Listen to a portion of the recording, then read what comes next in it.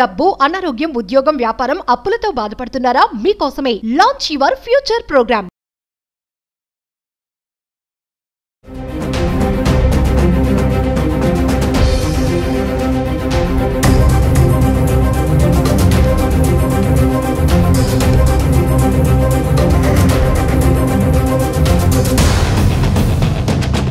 నమస్తే, welcome back to Suman TV. మన నిన్న జరిగినటువంటి ఢిల్లీ బ్లాస్ట్ గురించి మాట్లాడడానికి మనతో పాటు ఉన్నారు సీనియర్ ఐపీఎస్ ఆఫీసర్ రెడ్డి అన్న గారు. నమస్తే సార్. నమస్కారం అండి. సో ఒక విషయం సార్, శబ్దం కూడా చాలా దూరం వరకు వ్యాపించింది అని చెప్తున్నారు. అదొకటి. అంటే ఇది ఆత్మాహుతి దాడి అని కొంతమంది అంటున్నారు, టెర్రరిస్ట్ అటాక్ అని కొంతమంది అంటున్నారు. మళ్ళీ ఈ పేలుల్లో ఇది అసాధారణమైనది. మీరు ఇందాక చెప్పినట్టుగా ఆ లోహపు ఇనుము కానీ మేకులు కానీ ఇవేమీ కూడా లేవో, ఎవరైతే గాయపడ్డారో వాళ్ళ శరీర భాగాల్లో కూడా ఇవేమి కనిపించలేదు, కొంచెం ఇది అసాధారణంగా ఉంది ఈ పేలులు అని చెప్పి కూడా కొంతమంది అంటున్నారు. అంటే మీరేమంటారు? నిజం కూడా అదే. ఎందుకంటే చాలా మంది ఇంటర్వ్యూస్ చేశారు అక్కడ. నేనున్నాను అక్కడే పేలుడు జరిగినప్పుడు, నేను రికార్డింగ్ చేశానని చాలామంది డైరెక్ట్ ఐ విట్నెసెస్ ఏం చెప్తున్నారంటే శబ్దం ఎక్కువగా వచ్చింది, శబ్దంతో పాటు ఎక్స్ప్లోషన్ వచ్చింది సో అని చెప్తున్నారు. అందువల్ల ఇది ఏదన్నా వాళ్ళు టీఎన్టీ కానీ హెచ్ఎంఎక్స్ వాడింటారా? అయితే ఈ రెండు మూలకాలను కూడా మిలిటరీ బేస్ కిందనే ఉంటాయి, మిలిటరీ వాళ్ళ ఆధ్వర్యంలోనే జరుగుతాయి. బట్ ఇవి ఏ విధంగా బయటకు వచ్చాయి అనేది ఇప్పుడు ఇన్వెస్టిగేషన్లో తేలాల్సిన విషయం. సార్, రీసెంట్గా చూసుకుంటే హ్యాకర్స్, తర్వాత స్లీపర్ సెల్స్, ఇప్పుడు మళ్ళీ ఢిల్లీలో ఈ బ్లాస్ట్, అంటే వరుసగా ఇలా జరుగుతున్నాయి కదా, అంటే ఏమనుకోవచ్చు అంటారు? ఇప్పుడు దీని మూలాల వరకు చేరలేదేమో ఒకటి. మన ఇన్వెస్టిగేషన్ ఏజెన్సీస్ పకడ్బందీగా చాలామందిని మనం పట్టుకోగలుగుతున్నాము. ఇక్కడ రా కానివ్వండి, సెంట్రల్ ఇంటెలిజెన్స్ ఫోర్సెస్ కానివ్వండి, ఆ విధంగా దేశ భద్రతకు సంబంధించి అన్ని విధాల చర్యలు తీసుకుంటూ ఉన్నా ఒక్కొక్కసారి మనకు తెలియకోకుండానే వీళ్ళు మనవాళ్ళు అనే తాస్కారం వల్ల వాళ్ళని ఉపేక్షించి వదిలేస్తే వాళ్ళు దీనికి దారితీస్తారేమో అనిపిస్తూ ఉంది. ఎస్. సో ఫైనల్గా ఓవరాల్గా ఏం చెప్తారు సార్? అంటే నెక్స్ట్ ఏం తెలుస్తుందో, ఏం వస్తుంది న్యూస్ అనే ఒక ఇంటెన్షన్ అయితే ప్రతి ఒక్కరిలోనే ఉంది. ఇది టెర్రరిస్ట్ అటాకే అనుకోవాలంటే, పహల్గామ్ తర్వాత జరిగినటువంటి అటాక్ ఇది, అంటే అలానే చూడొచ్చు అంటారా దీన్ని? డెఫినెట్గా. ఇప్పుడు ఈ మధ్యకాలంలో ఈ టెర్రరిస్ట్ అటాక్ తర్వాత చాలామంది టెర్రరిస్టులను మట్టుబెట్టాం. పాకిస్తాన్కి సంబంధించినటువంటి టెర్రర్ గ్యాంగ్స్ ఏమైతే ఉన్నాయో అక్కడికి వెళ్ళి దూరి వాళ్ళ స్థావరాలను నిర్వీర్యం చేసాం. అదేవిధంగా చాలామంది ఆతంకవాదులు కానివ్వండి, ఇక్కడ వాళ్ళకి స్లీపర్ సెల్స్గా యాక్ట్ చేసే వాళ్ళని కానివ్వండి, చాలామందిని అరెస్ట్ చేసాం. వాళ్ళ దగ్గర నుంచి ఎక్స్ప్లోజివ్ మెటీరియల్స్, అమోనియం నైట్రేట్ కానివ్వండి, జెలటిన్ స్టిక్స్ కానివ్వండి, చాలా పెద్ద మొత్తంలో మనం రికవరీ చేసాం. చాలా మొత్తంలో ఈ దాదాపు 30-40 మందికి పైగా అరెస్ట్ చేసాం మనం. సో వాళ్ళ దగ్గర నుంచి అన్ని ఇన్పుట్స్ తీసుకుంటున్నాం.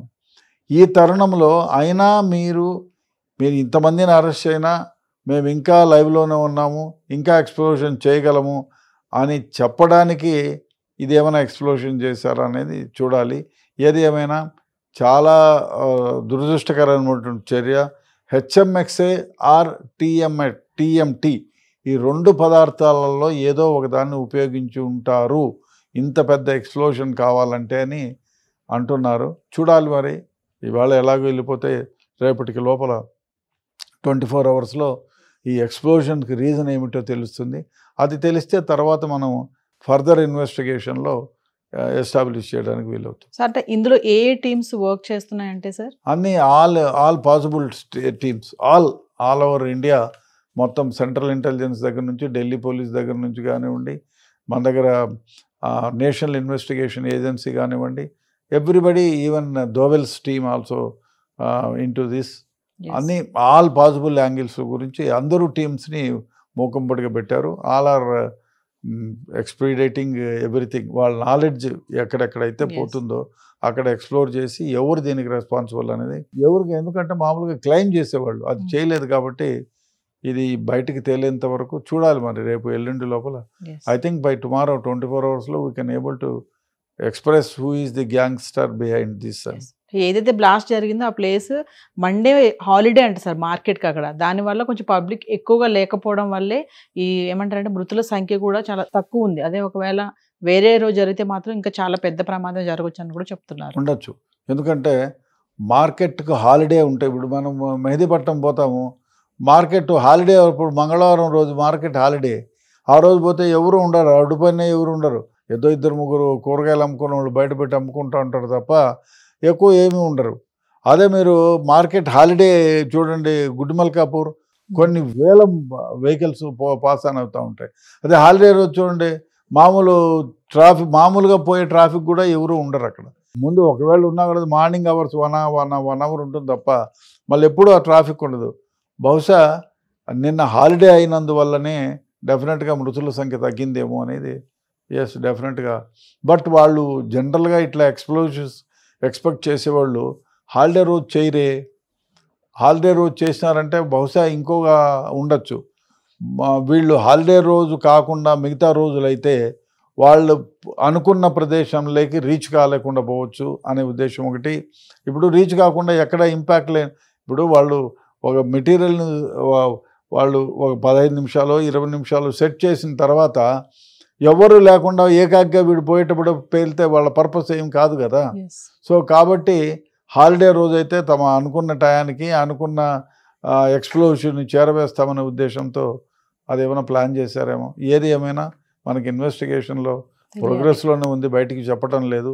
బహుశా బయటికి ఎందుకు చెప్పలేదంటే ఒకవేళ బయటికి న్యూస్ పొక్కితే దీనికి సంబంధించిన వ్యక్తులు భారతదేశం నుంచి పారిపోతారేమో అనే ఉద్దేశం వల్ల కూడా దీని కారణాలు బయట పెట్టకుండా పోవచ్చు. కొంతమంది విశ్లేషకులు ఏం చెప్తున్నారంటే సార్, రిమోట్తో కూడా ఉపయోగించి ఉండవచ్చు, వేరే చోట ఉండి వాళ్ళు రిమోట్తో దీన్ని ఆన్ చేసి ఉండొచ్చు బ్లాస్ట్ అని చెప్పి కూడా కొంతమంది అంటున్నారు ఎక్స్పర్ట్స్. అంటే మీరేమనుకుంటున్నారు సార్? ఉండొచ్చు.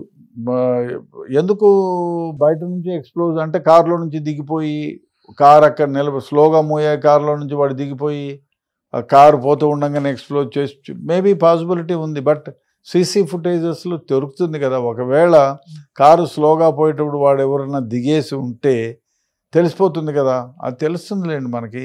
సీసీ ఫుటేజ్లో బ్లాస్ట్కు ముందు వాడు దిగేసి వాడు కింద రాగానే నొక్కేసి ఉంటే ఏమైనా జరిగి ఉంటుందని మేబీ. ఎస్, బట్ అది అటువంటిదే జరిగి ఉంటే డెఫినెట్గా మనకి అది సిగ్నల్ దగ్గర కాబట్టి డెఫినెట్గా సిగ్నల్ దగ్గర అన్ని వెహికల్స్ స్లోగానే పోతాయి కాబట్టి సీసీ ఫుటేజ్ రికవరీ అవుతుంది. రికవరీ అయినప్పుడు దాంట్లో అటువంటి దృశ్యాలు ఏమన్నా ఉంటే వాడెవరు ఏం కథ ఫర్దర్గా బ్లాస్ట్ దగ్గర నుంచి ఎక్కడికి వెళ్ళాడు అనేది మనం గుర్తించడానికి వీలవుతుంది. సార్, ఢిల్లీ బ్లాస్ట్ తర్వాత మరి హైదరాబాద్లో హై అలర్ట్ అని అంటున్నారు, మరి అవసరమే అంటారా హై అలర్ట్? డెఫినెట్గా హైదరాబాద్లో మీరు ఎక్కడ బ్లాస్ట్ అన్నా తీసుకోండి, ఇండియాలో ఎక్కడ జరిగినా కూడా దాని మూలాలేమో హైదరాబాద్లో వెళ్తాయి.